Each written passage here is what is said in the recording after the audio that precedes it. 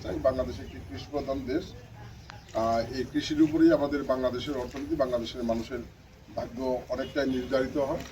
বর্তমান সরকার কৃষিকে সর্বাধিক গুরুত্ব দিয়েছেন এবং কৃষকদেরকে সর্বাধিক গুরুত্ব দিয়েছেন। আপনারা লক্ষ্য করেছেন যে সরকার দায়িত্ব নেওয়ার পরে প্রথম বৈঠকেই কৃষকদের জন্য কৃষি ঋণ মৌকুব করেছেন সুদসহ এবং কৃষি উন্নয়নে নানাবিধ পদক্ষেপ, বিশেষ করে খাল খনন সহ নানাবিধ পদক্ষেপ নিয়েছেন। কৃষকরা যাতে কোনো অবস্থাতেই বঞ্চিত না হয় এই বিষয়টি মাথায় রেখেই এই সংগ্রহ কার্যক্রম আমাদেরকে সঠিকভাবে পরিচালনা করতে হবে এবং কৃষকরা যাতে মানসম্পন্ন ধান সরবরাহ করে সেই বিষয়টিও নিশ্চিত করতে হবে। মানের ক্ষেত্রে আসলে কোনো ছাড় দেওয়া যাবে না। পাশাপাশি কৃষকরা যাতে কোনো রকমের বিড়ম্বনার শিকার না হয় এখানে সংশ্লিষ্ট কর্মকর্তা যারা আছেন তাদেরকে আমরা আহ্বান জানাব। মূলত সরকারের যে পরিকল্পনা সেই পরিকল্পনা অনুযায়ী আগামী দিনে কৃষিকে আরও সমৃদ্ধ করা, কৃষকদেরকে সমৃদ্ধ করা, এই বিষয়টি মাথায় রেখে আমাদের কার্যক্রম চালাবো। সেই বিষয়টি আহ্বান জানিয়ে আজকের এই সুন্দর আয়োজন যারা উপস্থিত হয়েছেন সকলের প্রতি ধন্যবাদ, কৃতজ্ঞতা জ্ঞাপন করে এই ধান চাল সংগ্রহ কার্যক্রম পুরো মৌসুমের আমি শুভ উদ্বোধন ঘোষণা করছি।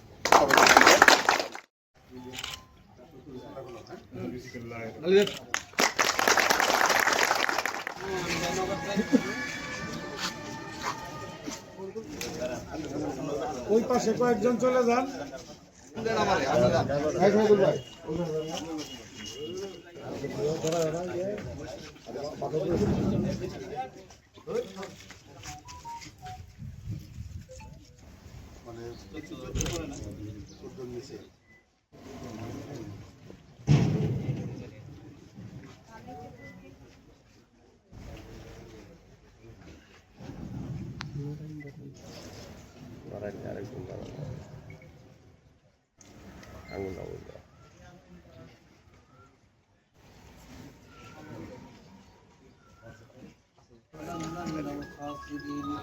ربنا آتنا فلا بعد إذا هديتنا وهب لنا من لدنك যেহেতু তোমার কাছে হাত বাড়িয়েছে মাওলা, ইয়া আল্লাহ যত বালা মুসিবত আছে মাওলা সমস্ত বালা মুসিবত থেকে হেফাজত করো ইয়া আল্লাহ, ফিতনা ফাসাদ আল্লাহ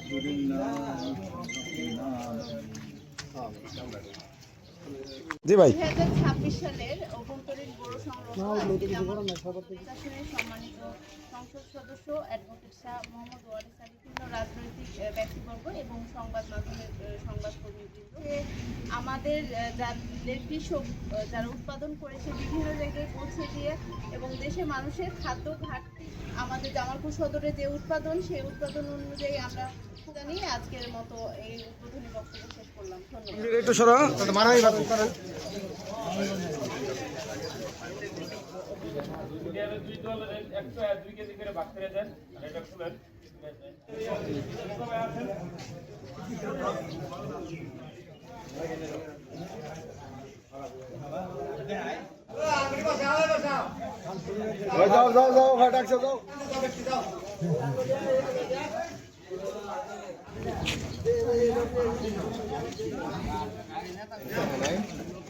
এই ভাই আসেন তো, ধরেন ধরেন যান।